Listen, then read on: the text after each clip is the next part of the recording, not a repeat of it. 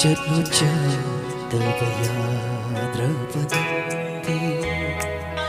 Yen lamlano hanma ayonda Ay khoi ni gilay ba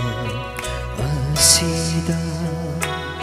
Tamlam lenong dambanagay no Yabangang draba thamoy na Wana lenduna lay hore Yabangang draba thamoy na Wana lenduna lay hore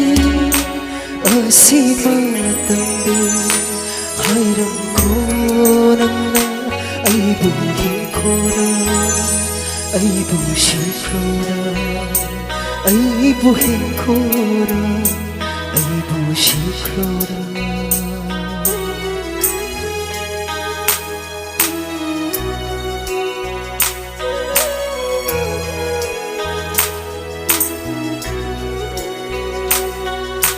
Kaina may chaki bana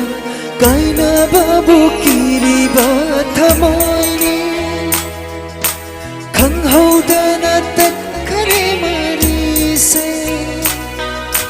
Samjhina ba yaad raba manga Kaina may chaki bana Kaina babu kiri ba thamoy ni Khang hau dana tat kare mari se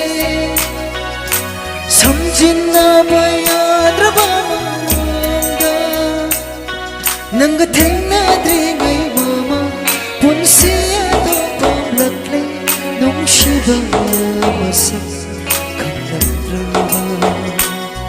wajaram loy ishe ngasidi